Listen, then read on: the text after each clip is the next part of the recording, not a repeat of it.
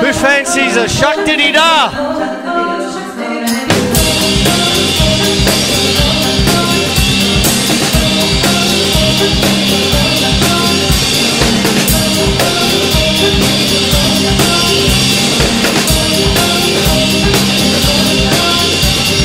My name,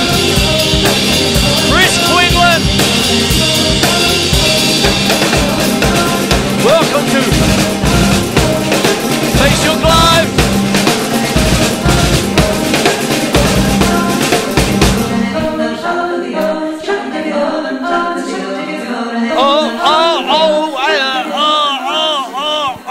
Fancy a kipper? Hey, hello.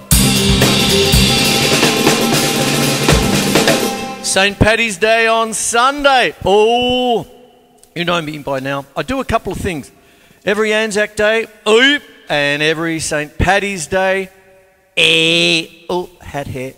And what I'm going to do tonight is something a little bit different from past years. I've got a few St. Paddy Day shows all racked up already. I'll put a few up over the weekend, I think. Anyway, there you go. And what I'm going to do is talk about the wonderful world of Celtic music. So it won't just be Ireland, okay? It'll be Scotland, the 7 Celtic Nations. Oh, but the music they're in.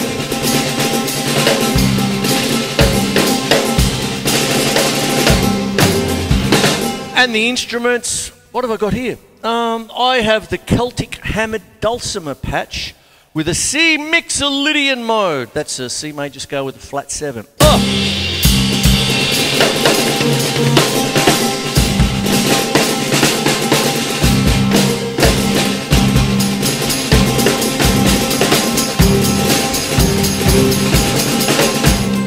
Now I'm sort of doing a little bit of a marchy thing there. 1 and a 2 and a 3 and a 4 and a 1 and a 2 and a 3. But in marching you have 2/4, and it's 1 and a 2 and 1 and a 2 and 1 and a 2 and 1 and a 2 and we know that as a reel. If I was going to do it in 6/8.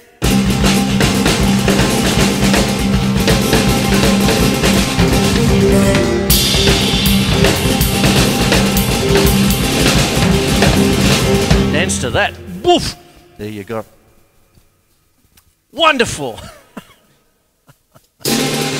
Oh, there we have it. And that is a jig in 6/8. 1, 2, 3, 4, 5, 6, 1. There you go. Now, what I'm going to do is a couple of things. So I'll get a reel on and get it all happening for you. I want to talk about a few different styles and all sorts of business. So I'm going to get stuck straight in to reading the history of Celtic music succinctly. Celtic music is a broad grouping of music genres that evolved out of the folk music traditions of the Celtic people of the northwestern Europe area. The modern Celtic nations, there you are. It refers to both orally transmitted It refers to both orally transmitted traditional music and recorded music, and the styles vary considerably to include everything from traditional music to a wide range of hybrids. Okay. Celtic music means two things mainly. First, it is the music of the people that identify themselves as Celts. Secondly, it refers to whatever qualities may be unique to the music of the Celtic nations. Many notable Celtic musicians, such as Alan Stivell and Paddy Maloney, claim that the different Celtic music genres have a lot in common. These following melodic practices may be used widely across the different variants of Celtic music. And there you go. Now, what happens is what I just did there, and I'll go a little bit back. I'll take the snares off now, and basically I'm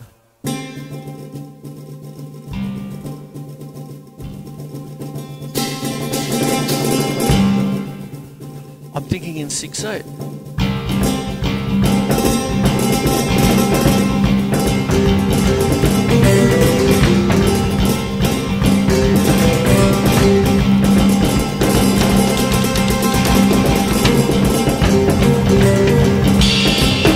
And what can happen?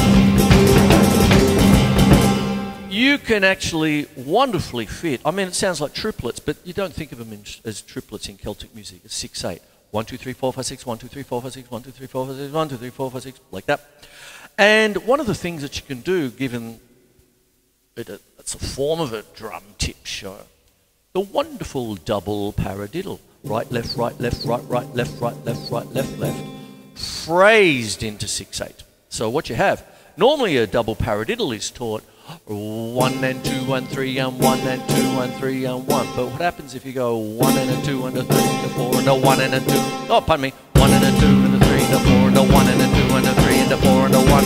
That's 4/4 in triplets. But if you morph it into 6/8, and get the Balron beat on the bass drum.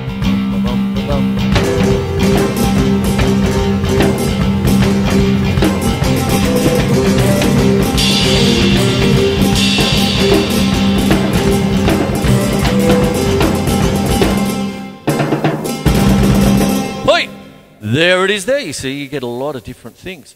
So you can get straight off, get into your double paradiddle there and get a little bit Celtic and away you go. There it is. Wonderful stuff. And what happens then is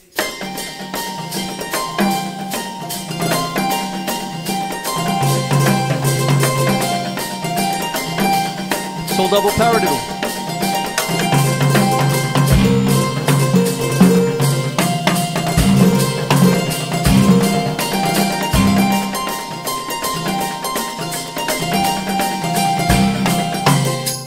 There it is there. Thank you very much. There you go, you see. Now what goes on with that, I'll continue reading now.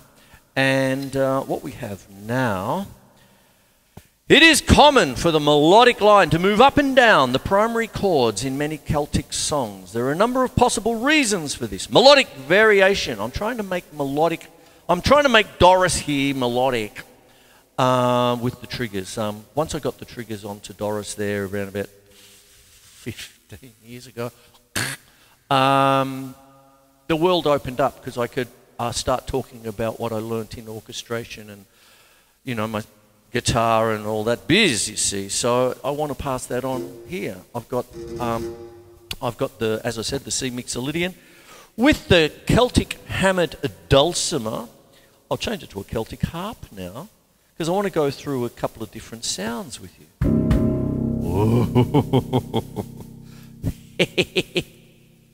It is, what have I got? Melodic variation can be easily introduced. Melodic variation is widely used in Celtic music, especially by the pipes and the harp. That's why I changed. Thank you very much. It is easier to anticipate the direction that the melody will take so that harmony, either composed or improvised, can be introduced. Cliched cadences that are essential for impromptu harmony are also more easily formed. The relatively wider tonal intervals in some songs make it possible for stress accents within the poetic line to be more in keeping with the local Celtic accent. Be gone. Okay, across just one Celtic group by more than one Celtic language population belonging to different Celtic groups. Often the term Celtic music is applied to the music of Ireland and Scotland because both lands have produced well-known distinctive styles which actively have genuine commonality and clear mutual influences. The definition is further complicated by the fact that Irish independence has allowed Ireland to promote Celtic music as a specific Irish product. However, these are modern geographical references to a people who share a common Celtic ancestry and consequently a common musical heritage. When we play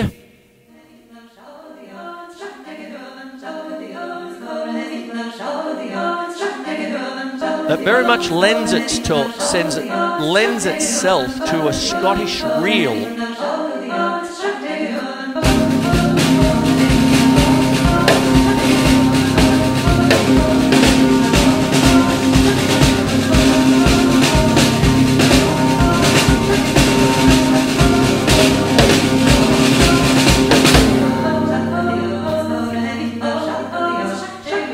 Oh, beautiful! I love it very much.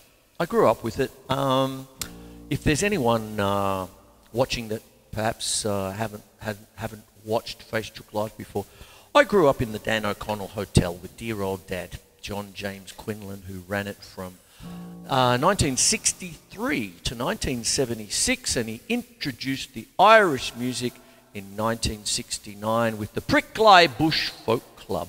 There you go, with Jamie and Liz Johnson, David Brannigan, and a few other people. Wonderful stuff.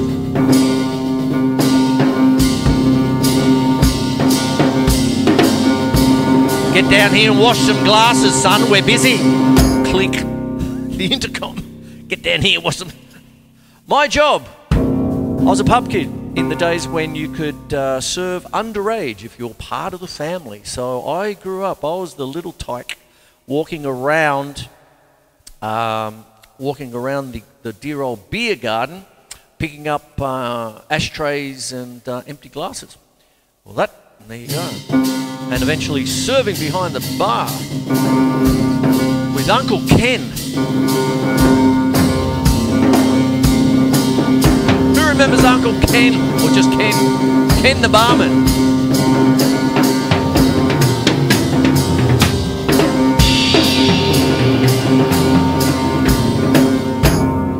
So I'm getting now everything that I'm doing here has a certain kind of reference to the humble bowron there when you're playing the bowron like that. And with the bowron, because it is a bit of it's drum centric, you have a tipper. There it is there, you see. And what you do, there's this one here, and then you hold it a bit like a pen. And you bump, and wonderful people can do the other end too. I can't. I should practice more. And that's what it is. So that's called a tipper. You take the bowron, you can work your hand inside the bowron and get many different tones. And there's plenty of people in dear old Melbourne here that make the bowron talk. Wonderful stuff. And I plan on seeing a few of them on Sunday. There you go. So there's your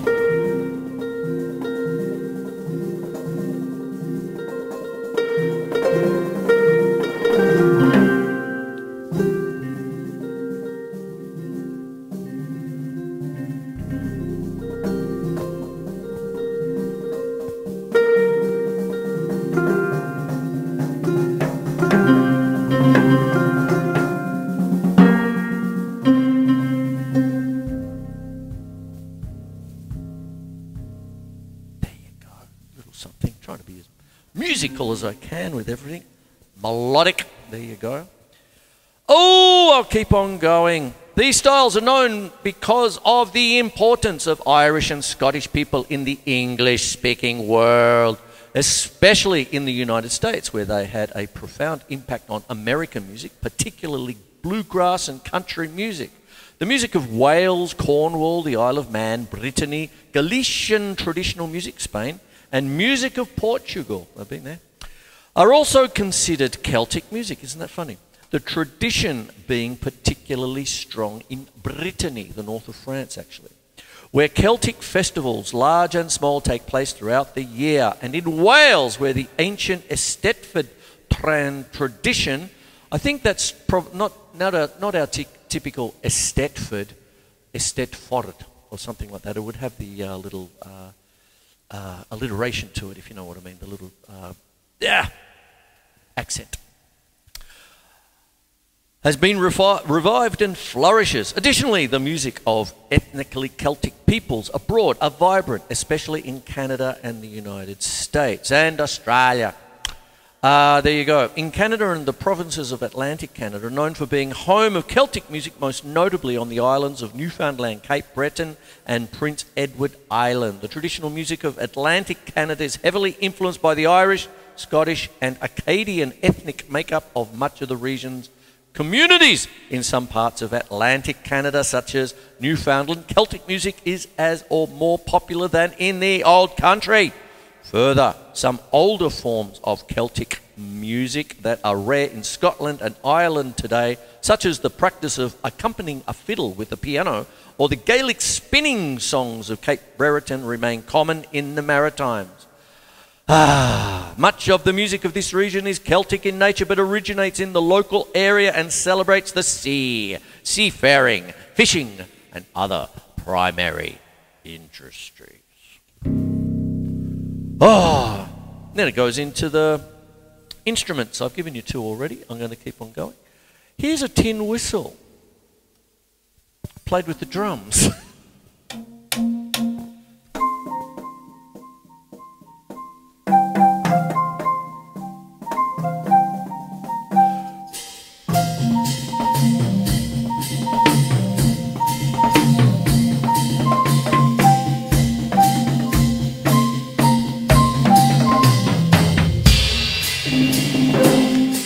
Remembers the devil's pencil in school, the old recorder. Oi! Everybody had fun with it at school. They just mucked around with it, didn't really take it seriously. But there was some tin whistlers that just would walk in, and go, have a listen. And then I'd get Dad coming in. Get back to work, son. Come on, we're busy. And of course all these instruments have a certain range. A tin whistle is like a piccolo in range. So if I was to write something for the tin whistle,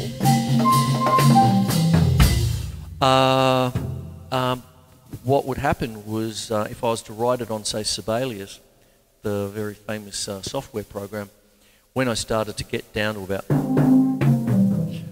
all the notes would go red. Beyond the range, Chris. No tin whistle for you. You're shit out of luck.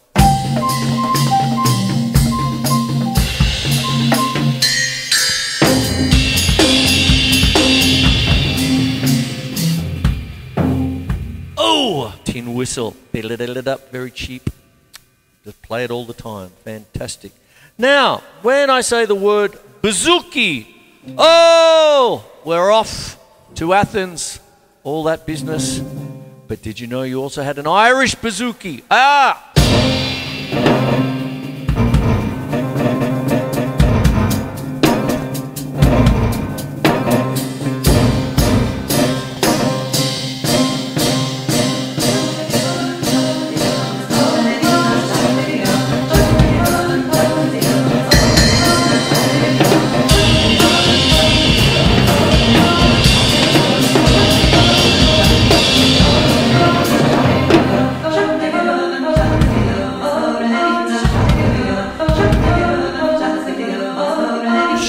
Rum bum bum.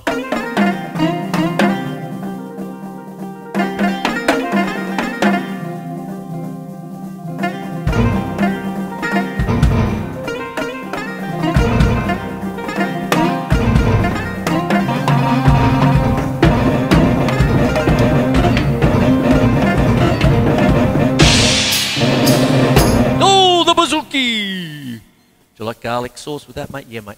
There you go. I haven't had one for a while. I feel hungry now. I might go down and get one later. Ooh. Oi! There you go. There it is. Beautiful. Now, what you start to have is certain styles of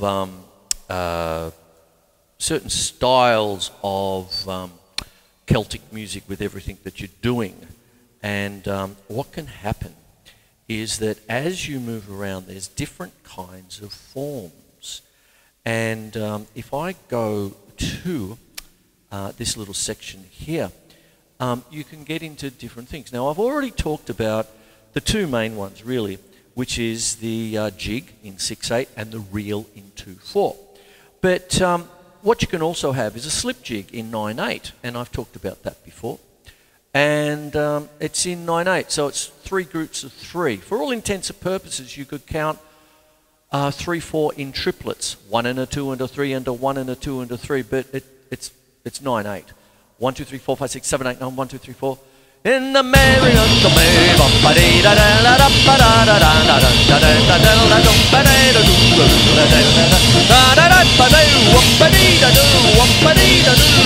Road to Dublin, 1, 2, 3, 4, 5. Rocky Road to Dublin. 1, 2, 3, 4, 5. Oh, Rocky Road to Dublin is a slip jig. Do a little bit of slippage there. Anyway, what goes on is I'm going to go to the Celtic harp again, but in a hall. And then what happens, I'm going to take you through a couple of other little things. Is that okay? Of course it's okay. Oh, did you know that you can have a pibroch? Jethro Tull, Songs from the Wood, pibroch, cap in hand. Oh, wonderful song. And a pibroch is an art music genre associated primarily with the Scottish Highlands that is characterised by extended compositions with a melodic theme and elaborate formal variations, strictly meaning piping in Scottish Gaelic. Oh, has for some 4 centuries been music of the great Highland bagpipe. That is the pibroch. Oi! And what you can also have is a few different things now, which I will get into. You can have the walking song. It looks like walking song. And this is somewhere where, I'll read it. They're Scottish folk songs, also used in Ireland, traditionally sung in the Gaelic language by women by fulling, walking cloth. This practice involved a group of women who traditionally prepared cloth, rhythmically beating newly woven tweed or tartan cloth against a table or similar surface to lightly felt it, as in felt, and shrink it to better repel water. Simple beat-driven songs were used to accompany the work. A walking session often begins with slow-paced songs with the tempo increasing as the cloth becomes softer. That's very dramatic. As the singers work the cloth, they gradually shift it to the left so as to work it thoroughly. A tradition holds that moving the cloth anti-clockwise is unlucky. Typically, one person sings the verse while the others join in the chorus. And so on it goes. People call it vocables, and that's what happens there. Please look it up. It's wonderful. I can only hope to just give you a little tidbit of things.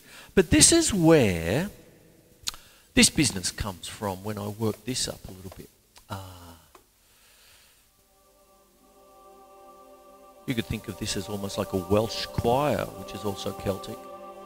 Now, I know it's St. Paddy's Day, and you're probably wondering why I'm talking about Scotland and Wales, because if you've just joined me, what it is I'm talking about the history of Celtic music and the Celtic Nations.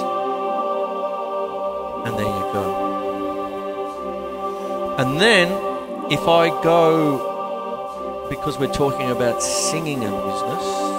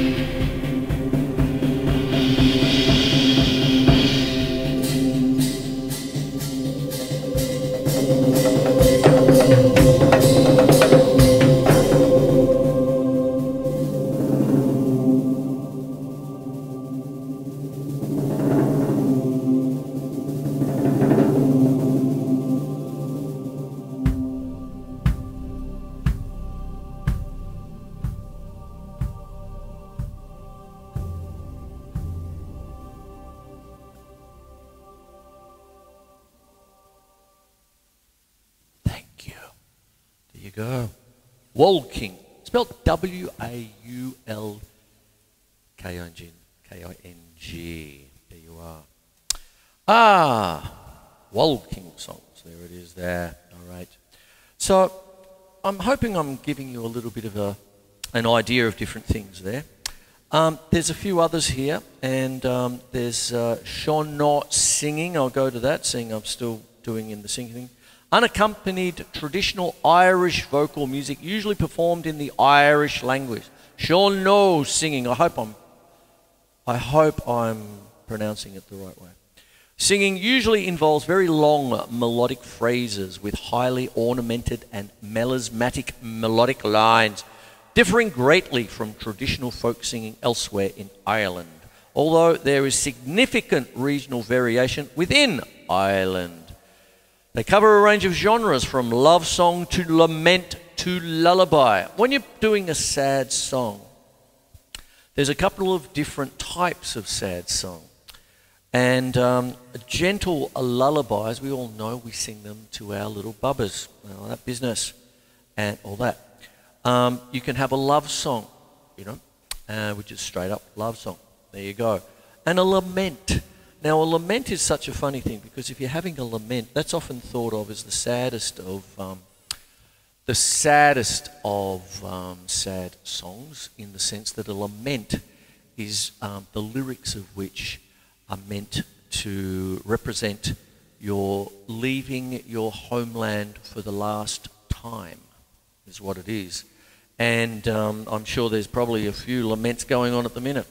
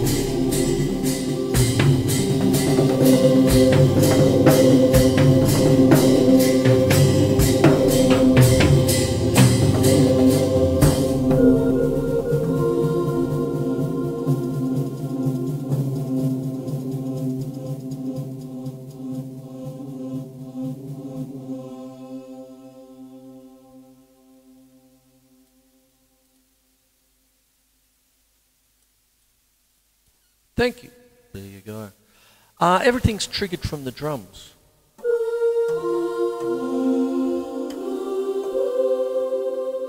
My little interface for all my little modes and things, and if you missed it, it's I'm working on the Mixolydian mode with the flattened seventh, is to be specific, you see. And there you go. I better get a wriggle on here. I've already gone well over, but I didn't mind. I don't mind, and that's what goes on. All right, and there you have it. So what happens is that I hope that I've given you something about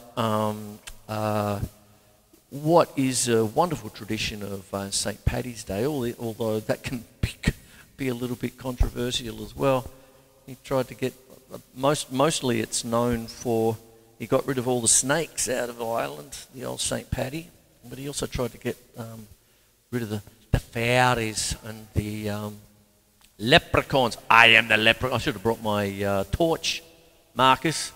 I am the leprechaun.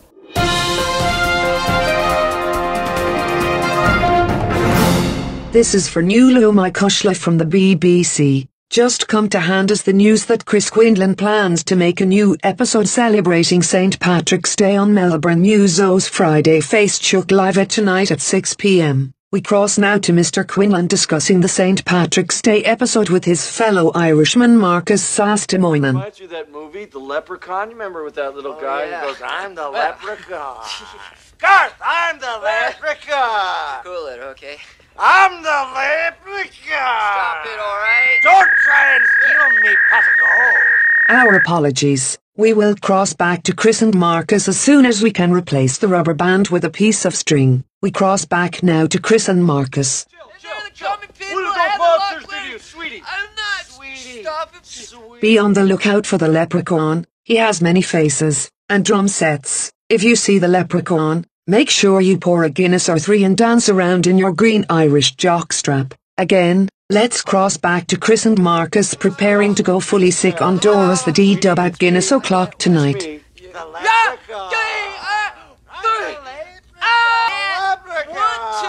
Where are you gonna move? Get away, leprechaun. Are you gonna move to man. Ireland? Because I'm the leprechaun.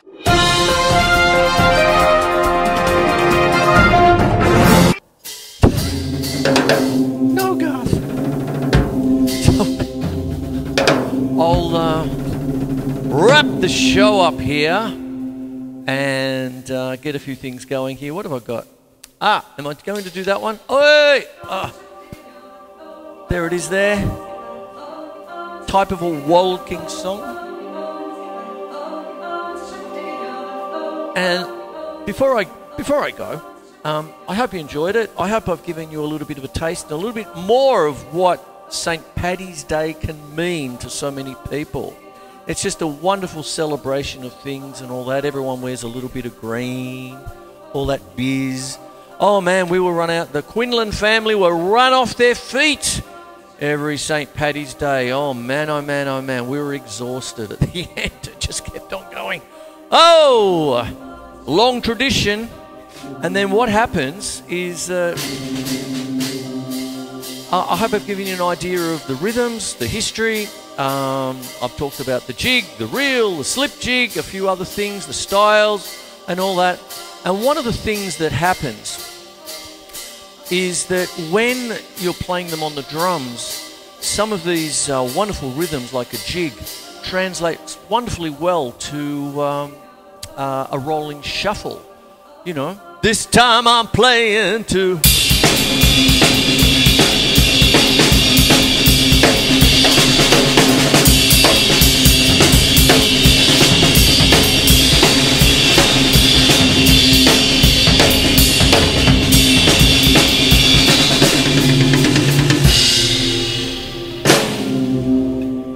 And there you have it, you see. I'm off. I'll play a little bit more before I go.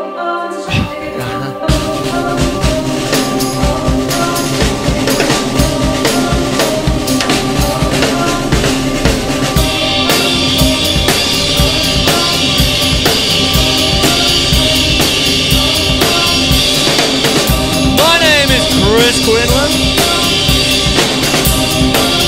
And this is Melbourne Musos featuring live on our St. Paddy's Day weekend.